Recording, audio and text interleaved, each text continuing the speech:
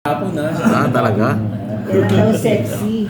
Sexy, ano na, Tapos Ano na, graduate siya graduate sexy gawa na na hindi natin Pakita ng Graduate na siya. Nagawa na natin. Hindi pa pakita ang Graduate na yun. Konsi yung, Sexy film lang. Pero kung hihingin ng eksena. Oo.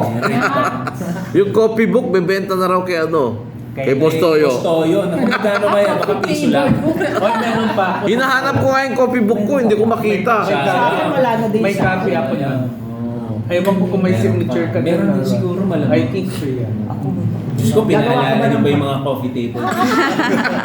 Those were the days. Those were the days. Balikan ko lang, yung time na narinig mo yung pangalan mo na Best best actor. actor ka. Ano talaga yung Nantakan sila ng unang... kinabatay. Honestly, sa utak ko, wala na. Okay na, kasi nandun lahat eh. Aminin natin sa mga awards night. Kung sino Hindi yung pumupunta. nagpupunta. Yun yung Correct. yun yung correct. Lahat nandun. Lahat ng nominated nandun, di ba? Kasi sa Orion, 3 beses na ako na-nominate. Sabi ko, yung nakaisa-isa pang nagpunta.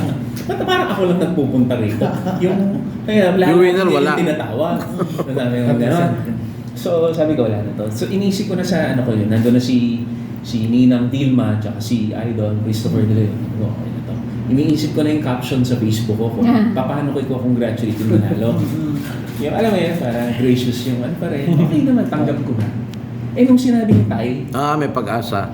sabi ko, 33.33% na yung chances ko kasi 6 lang kami. Diba? Sabi ko, tapos nagulat ako, unang tinawag ako. So parang, grabe. Sobrang Cloud9 talaga ako. Cloud9 kasi no inkling at all na mangyayari yun. Kasi honestly, I was just there for Pieta. Wala si O Direk sabi mo Gina. nga, di ba? Magre-represent ka lang. I thought sure winner na si Gina Lahar. Kasi pag napanood niyo naman, di ba? Ang galing. Ang galing. Eh si Nora Honor naman, disqualified na kasi. Hall of Fame. Iconic award na para dun sa Pieta. Hall of Fame na siya nung nakaraan. Sabi ko, walang representation yung Pieta. Eh ako yung producer, tsaka actors nominated. Sige, fine. Wala na ako, punta ako. Okay na ako. Tapos happy na ako. Actually, yung nilabas lang yung magkakatabi kami. Sabi ko, wow, exclusive yung list. Sabi ko, tapos yun nga, tapos tinawag yung pangalan ni Pio. Sabi ko, grabe. Star Circle 10 pa lang ako. Star Circle 6 yata. Idol na yun eh. Diba? Grand Slam Best Actor yun, di ba? So, gano'n. Sa Konsi. fancy mo, ano yung pinaka masarap na narinig ng words from them?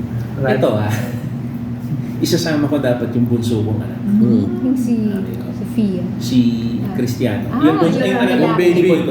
Tama Only ka. boy. Tama kasi Aurora. Sige, yung bunso ko. Yung only boy ko sasama ko dapat. Pero naisip ko, kung matatalo rin lang ako, parang ayoko naman kasama siya. Na maramdaman niya. Gusto ko pag panalo. Nanalo. Nagsisisi tuloy ako. Hindi ko sinama.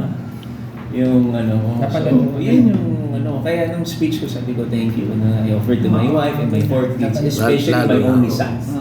Cristiano kasi. Akala na favoritism yan.